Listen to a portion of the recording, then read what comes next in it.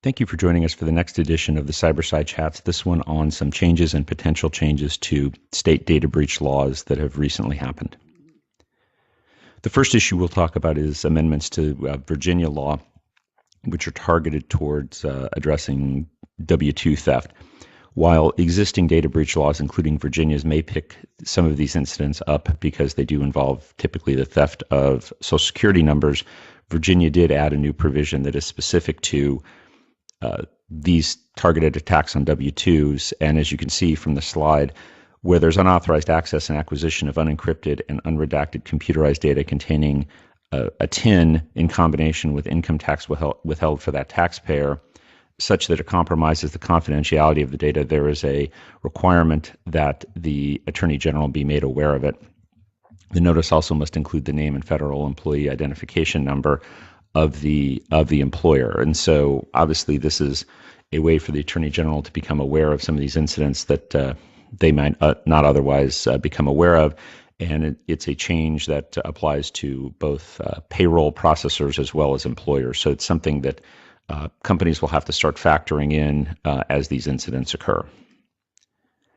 New Mexico is poised to become the 48th state to enact a data breach law, and this law has not yet been signed by the governor, but she has been sent the bill by the legislature, and there's also data security requirements in this bill that we'll talk about now.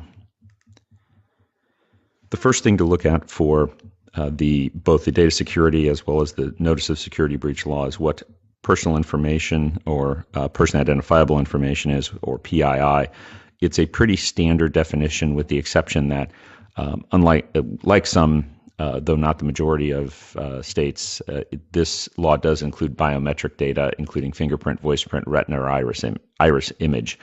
There are rather typical exceptions for publicly available information and encryption. So this is, I think, in that way, a typical definition, with the exception perhaps of the biometric information. Looking at the data security side of the law, or potential law first, there is a disposal law that requires proper disposal of PII as defined by the bill. There's also a data security law, which requires companies to have basically reasonable security procedures and practices that are appropriate to the nature of the information they're dealing with.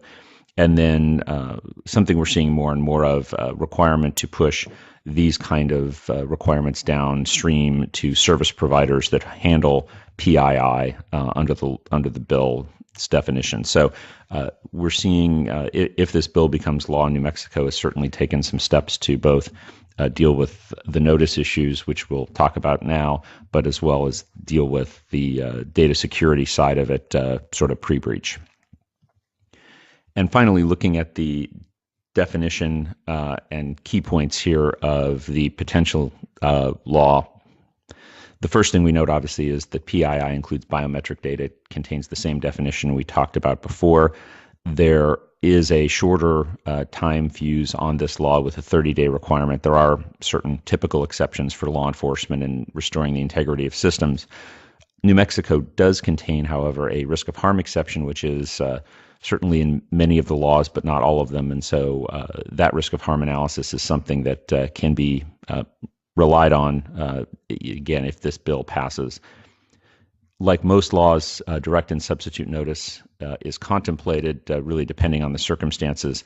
And there are, like many of the newer laws, I'd say, particular form requirements regarding notice that are probably similar to, though not identical to, laws such as California's and others. And so the care must be taken, if this bill becomes law, to make sure that the form of notice that's used would incorporate those changes going forward if New Mexico residents were in a data security incident and this bill does become law.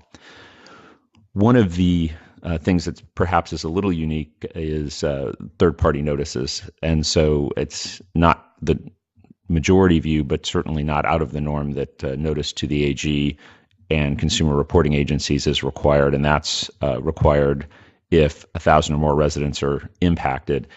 But what's perhaps a bit more unique is that this law requires notice to merchant service providers if credit or debit cards are implicated, irrespective of the number of those cards. And so while certain notice obligations may exist under agreement or perhaps in other ways. This is one of I'd say the fewer number of laws that actually put a legal obligation on that where other states simply have been silent.